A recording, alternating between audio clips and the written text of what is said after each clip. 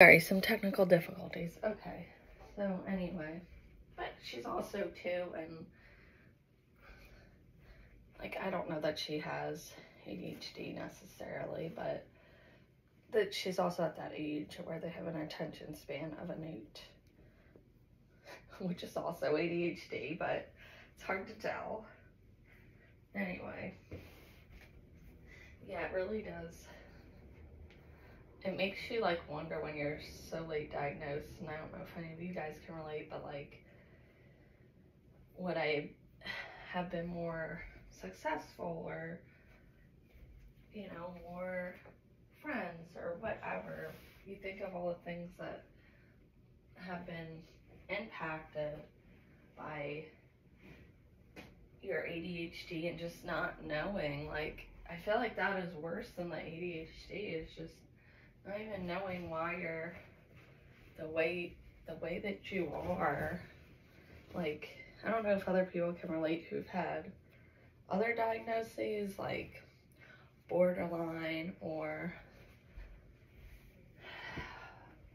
found out they were autistic, but I would think it'd be kind of similar. Like, there's a lot of like regret with just not knowing like that you had that, because once you know why you may do things the way that you do, or why you're different from some other people, it's like much easier to, I think, navigate and make decisions for yourself about how you're going to handle it. Because when I first was diagnosed, and maybe some other people can relate with other things, it's almost like makes all the pieces make sense that you could never make sense of growing up or whatever. But there's this other part of you that's like, oh, I don't want to be different, even though I am. But I had less of that feeling because I'm older, I think. Like, it is what it is at this point. But when I first had it and had the epiphany of like, oh, this is why I'm different from a lot of people, like, it's my brain and how I process information and all this. So I kind of, once it was pointed out to me, I kind of was looking at all the negatives. Like, I don't know why, but in the beginning, that's how I looked at it.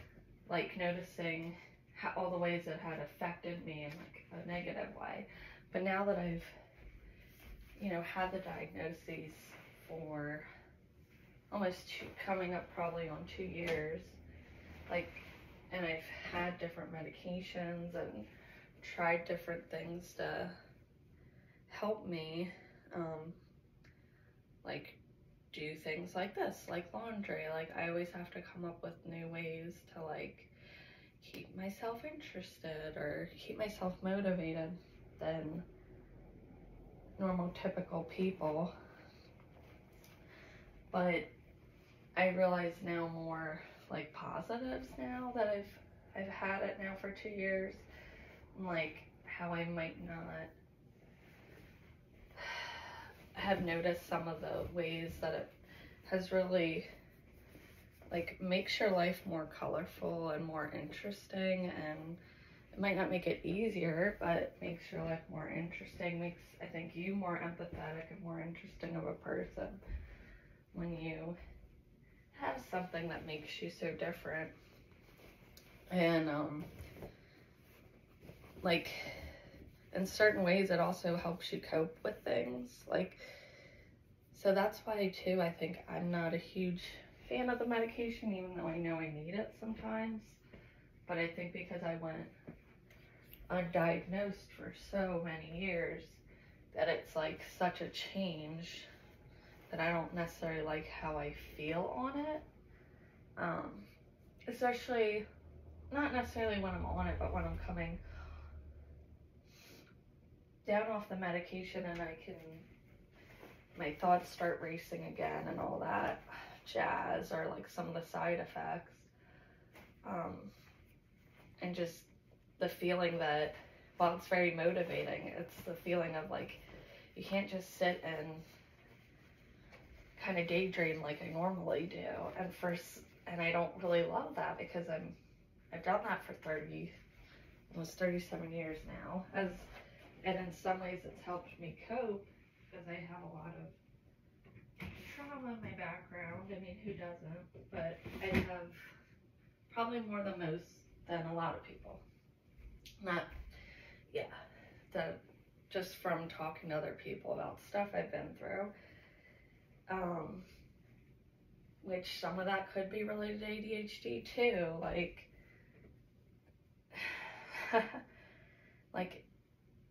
depending how you look at it, ADHD can be a curse or a blessing. But because I've lived with it for so long, completely going on medication 100% of the time, I feel like it's too much of a change for me because I've learned how to navigate it for so long without it, if that makes sense. And I don't know if any other late diagnosed people can relate to that, especially when you have the inattentive type, because it's kind of like how I would best describe it as like how people feel when they get lost in like a good book or a good movie. That's kind of how it feels, but all the time, which isn't necessarily good because, hello, you got bills to pay. If you're a mom like me, you got all these tasks to do.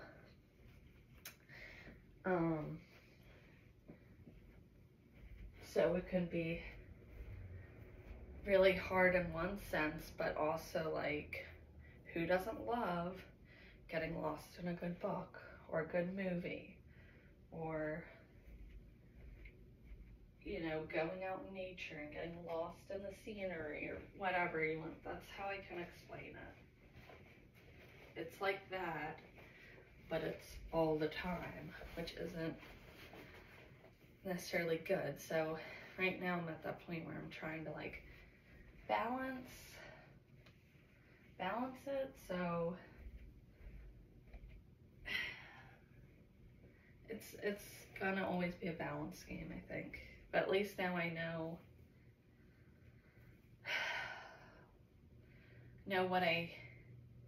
how I'm different and what I'm up against. Because to not even have those tools is terrible. So yeah, and that I could go on about for a while, but I don't know, it would be interesting to compare. Like, I have a friend who, she was diagnosed like early on, I think at 8. Like, how, I would like to talk to some people who started medication young and how they think that's either helped them or hurt them. And honestly, I don't think that necessarily people who started medication younger like are that much better off. Although I think in my head we think, oh, if I could have been on medication, my life would have been perfect. But that's not how it works, right? Because even people who are normotypical have their own struggles. Like, everybody has their own mental health struggles, and everybody has their own trauma and like crappy events and crappy people in their lives, for lack of better words. So like, life isn't perfect. It doesn't matter if you don't have to deal with ADHD. And I've like my one friend who has a pretty, I think she's like, I feel like ADHD is a spectrum, and she's pretty high on the spectrum.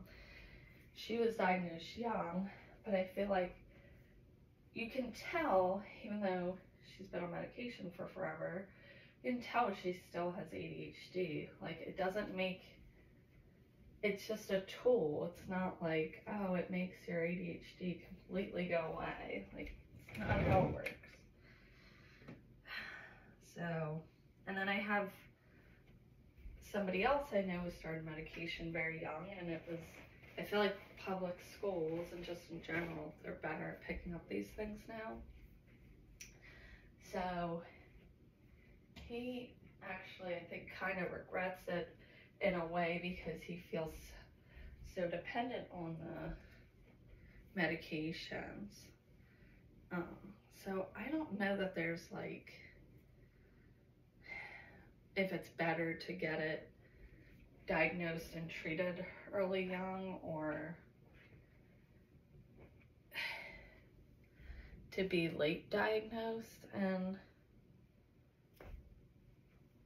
treated, because both probably have their disadvantages and advantages. So I don't know, but I think at least just getting the diagnosis, if not starting medication early, I think is the best thing. Like to just know that, hey,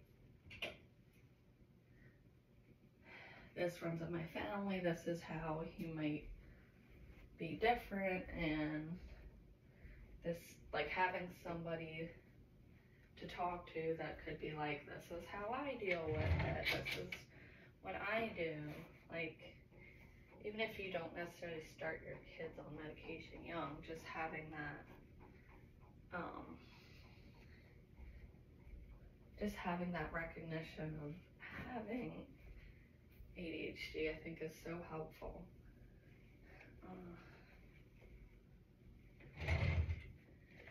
In making sense of like yourself and how you fit into the world. But yeah, I could go on and on. My husband's always like, why do you get so obsessed with the ADHD and talking about your meds, blah, blah, blah. It's like, well, honey, do you realize that it's like life altering to finally get a diagnosis? I don't know. But yeah, people with ADHD tend to talk too much at times like me, so I know that can be frustrating for somebody who does not think like that. But yeah. So I'm gonna actually, this is why you need to clean too, is because you get organized and you can clean out clutter and stuff. So this shirt I loved, I got at Target, and I was like, oh my God, I need to get this for when I go on vacation. But it's so like, it's from their brand Secret Treasures, which other stuff I've gotten has been okay, but this is like so thin material and fast fashion. I think I'm just gonna donate it. Like, I don't even want to sell it because it's not good. I try to sell things that are good quality, so I mean, it's good if you live somewhere hot, but yeah, I don't want that shirt anymore. It's like, some fast fashion stuff is fine, but there's some fast fashion, you just have to know fast fashion you're only going to wear a few times before it is no longer good anymore, which is why people are willing to pay more for higher quality materials, because in the long run it'll last longer. But some fast fashion I like just because it's funny or whatever, it's cute, it's what's in style, it's of the moment. But yeah.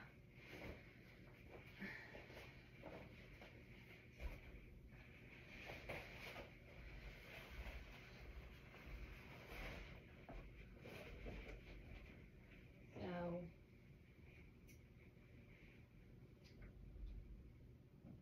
just putting away the uniforms and stuff.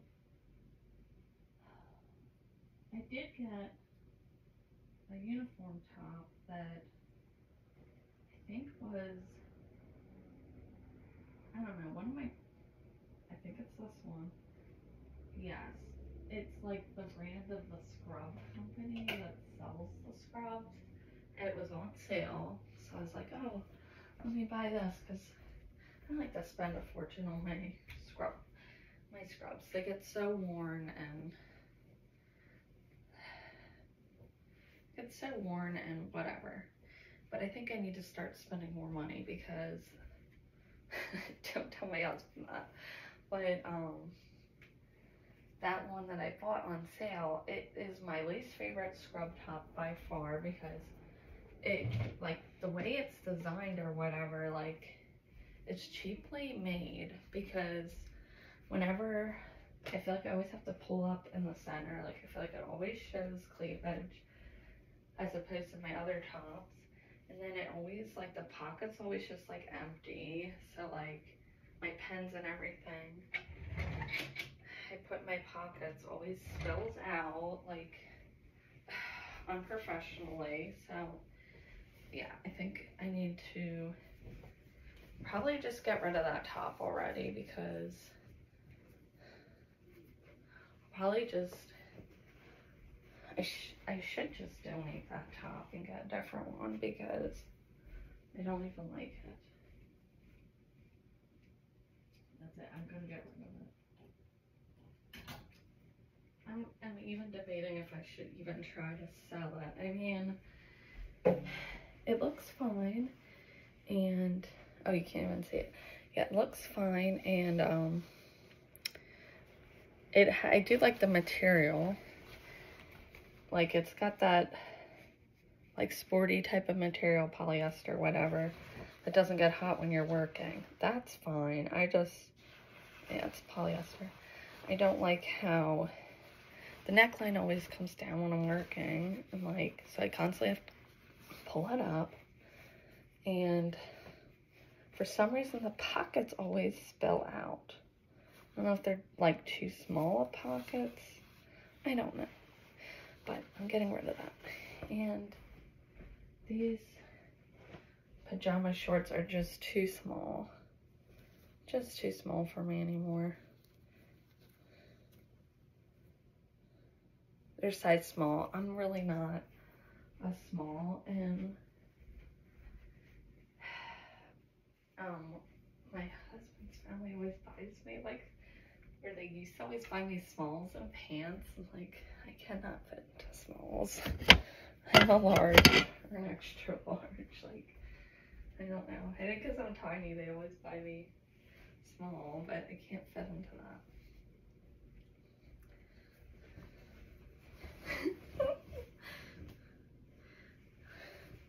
Or I can wear it like once until I wash it, and then, yeah. Too small. But I appreciate, small is too small for me. I appreciate the gifts. I'm never going to complain about a gift.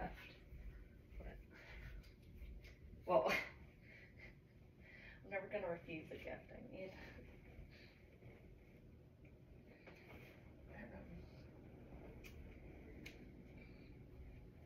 And now they usually buy me, like, my size, but yeah.